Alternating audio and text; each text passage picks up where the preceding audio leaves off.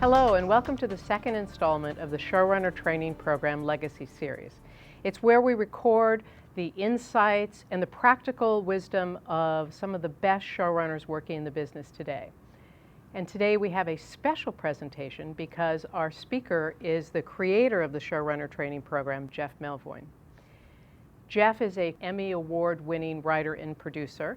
He has run 6 television series, including Alias, an early edition, and is currently the showrunner on the acclaimed Lifetime series, Army Wives.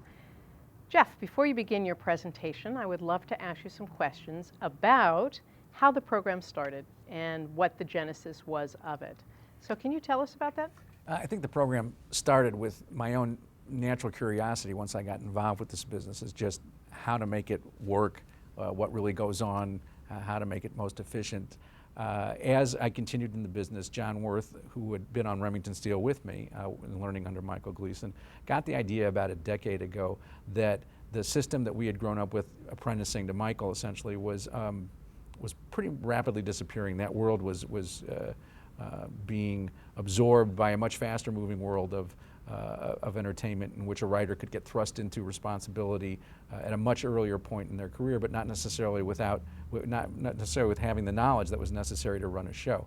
And so he got the idea for putting together a booklet about show running, which took us about a year to put together. He and I and about 6 other writers gathered a lot of information and put together a booklet for the WGAW about writing for episodic television.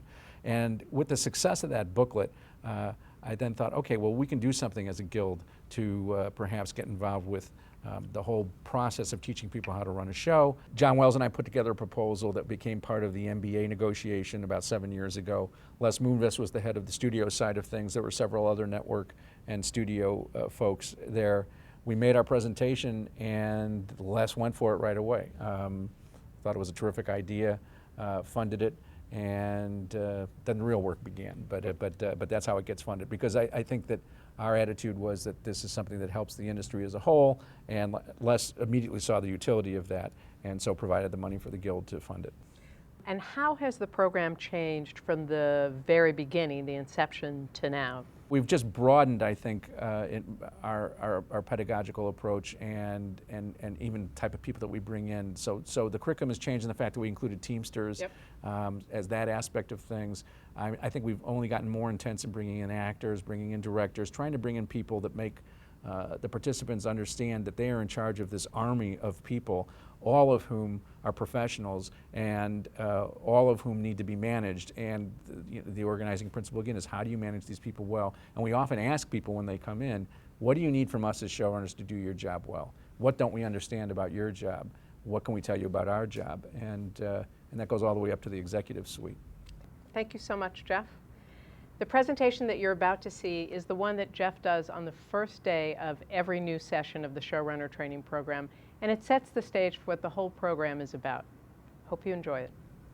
As Carole said, this presentation is designed to give you a sense of what it's like to be a showrunner, why you should be very afraid of it, and how perhaps you can survive it, and in time perhaps even learn how to tame it, if not exactly master it, because it's something that I don't think anybody masters. There's always fresh challenges and new ways to fail, and then we talk about them in the Showrunner Training Program for the next year.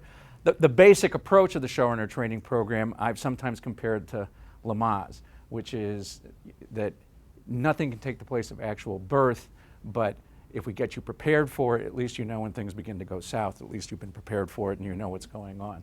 So nothing can replace the creative act, but being prepared for it is the best way to help you get through it and perhaps have the best possible birth and subsequent parenthood that you can. So let's jump into it. The first thing for you guys out here, the big challenge is, up to now, this has probably been you. Otherwise known as a schmuck with a laptop, you know. And the question is, why should the network, any network, why should they give you the keys to the Porsche? And how can you guarantee that you know what you're doing, that they should give you the keys, you're going to return the car, and it's going to be in great shape, and you're going to win some races with it? That's really the fundamental question. And put in more concrete terms, it means that you need to go from being a writer to being a manager in the best sense. Now, if I had to reduce everything we talk about in terms about the job of show running, it would come down to 4 words, and they are quality scripts on time. No matter how skilled you are in every other area of what producing is, casting, music, working with actors, maybe you direct, it means nothing if you don't have quality scripts, because we wouldn't be here if we didn't believe that it all comes down to what's on the page. And as people often say, if it ain't on the page, it ain't on the stage. So, you know, what's there, what you're actually shooting is always the most important thing. If you have quality scripts that are late all the time, it's going to have an impact on your show. Because you can make everybody hump really hard on one script that's late. And then if the next one's late, you're going to get less good results, or you shut down. And if you're very talented and the network really wants your show, then maybe you get that allowance the first few times. But there will be a time, even with the most talented, and we could talk about some very talented examples of people who at the peak of their powers were taken away from their shows because they simply were too expensive, because they were late. And so our job in television, I mean, if you want to be a novelist, that's great, you know, because nobody's necessarily, except your editor, asking where your next manuscript is. But in our job, you know, if you're going to take this job, it means both of those things. I mean, I say, you know, if you have lousy scripts on time, I like to say it's like Mussolini's Italy. The trains ran on time, but they didn't take you anywhere you wanted to go, you know.